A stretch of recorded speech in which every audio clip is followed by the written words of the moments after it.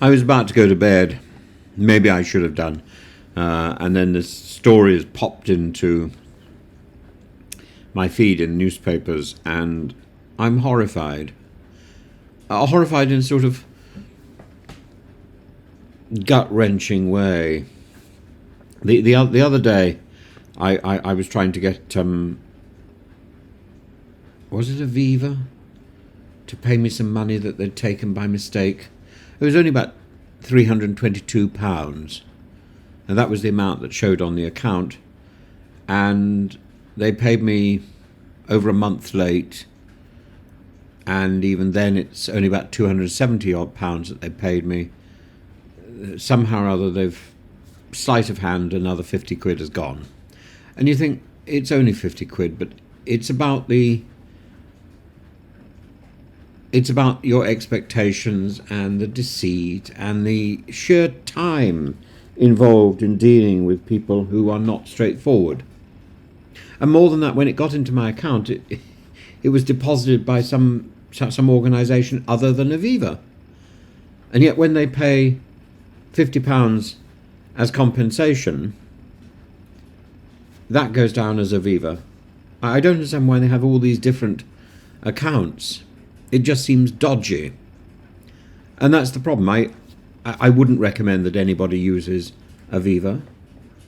I think they stink. Because they're not straightforward, they're not honest. And then we look at Rachel Reeves. And even Aviva looks innocent.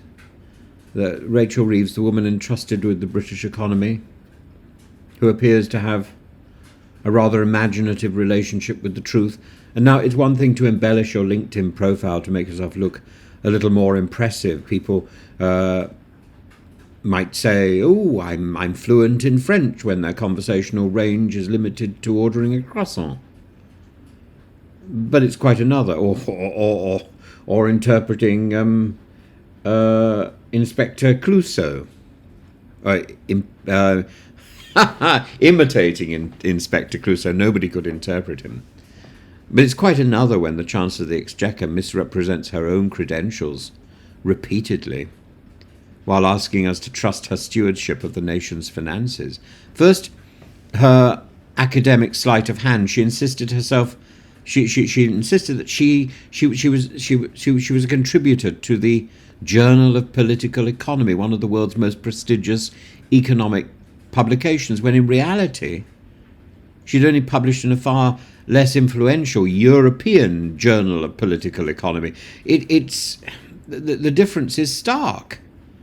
It's similar to claiming to have studied where to have studied at Oxford when you've actually been at Oxford Brookes. I have friends who've taught at Oxford Brookes. I think I taught at Oxford Brookes for a while. But there's a difference, isn't there? One is the breeding ground for rather strange prime ministers who frolic on the sofa, and the other is, well, a perfectly fine institution, but it's not exactly of the same calibre. Now, perhaps this was a clerical oversight, but then we come to her tenure at the Bank of England. Reeves has long cited her time at the Bank of England as proof of her economic expertise, and yet we discover she left 3 years earlier than she claimed. That's a glaring discrepancy, isn't it? She didn't, as she often suggests, spend the best part of a decade there. If someone claims to have spent 10 years at a company and had in fact only done 5.5, you'd be inclined to raise an eyebrow. If they were running the UK economy, you might raise a fuss. You might demand an entire inquiry. And this brings me to the broader question. If Reeves can't be trusted to tell the truth about her own past, why should we believe her on the future of the country's economy? If she can so casually inflate her CV, what's to stop her from inflating the tax bill, downplaying spending cuts, or misrepresenting the state of public finances? And speaking of casual inflation, the most recent sleight of hand, the tax burden debacle, Reeves recently claimed that under Labour's plans, Britain would have the lowest tax burden in the G7. The reality, the numbers don't add up. An accidental exaggeration, no doubt. It's just a coincidence that the error made Labour's economic plan look rosier than it actually is. What we're witnessing here is not a pattern of mistakes, but a slow, corrosive drip of deceit. Not a single grand career-ending lie, but the accumulation of exaggeration, omission, and misunderstanding, all working in her favour. Each one small enough to be dismissed as an oversight, but taken together, painting a picture of someone who is rather too comfortable playing fast and loose with truth. And even when caught out, she never quite admits wrongdoing. Instead, the blame is passed to anonymous team members, or there's a vague administrative error cited. Who knew who's who was such a hotbed of economic misinformation? Would you work for Rachel Reeves if you knew that she was going to blame all her lies on you? Perhaps His Majesty's Treasury's accounts will soon be blamed on an Excel mishap. Does anybody understand Excel?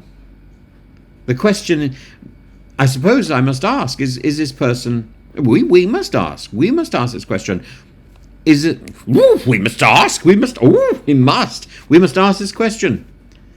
Is this a person that you would trust with the truth?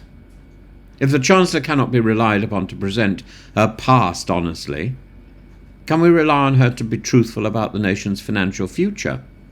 If her default instinct is to embellish and inflate, is she not at risk of doing the same when faced with tough economic realities?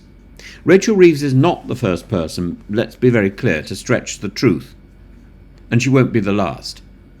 But this is a dangerous moment for Britain, because she and Keir Starmer came in as harbingers of honesty to turn the tide on this torrent of deceit and party going that was given to us in the form of Boris Johnson. There's a sofa, let's stain it. And yet Rachel Reeves lies like a trooper, it appears.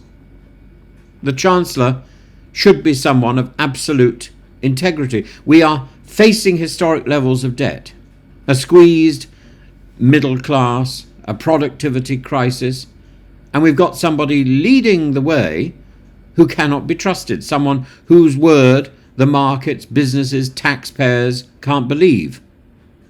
We have a politician who, whether by accident or design, has given us ample reason to doubt her.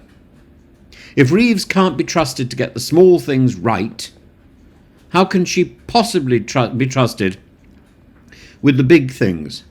If she passes the buck and says, somebody who works for me made this error, what is she going to say? What does she say when she gets the entire economy, when the entire economy is sliding into the floor?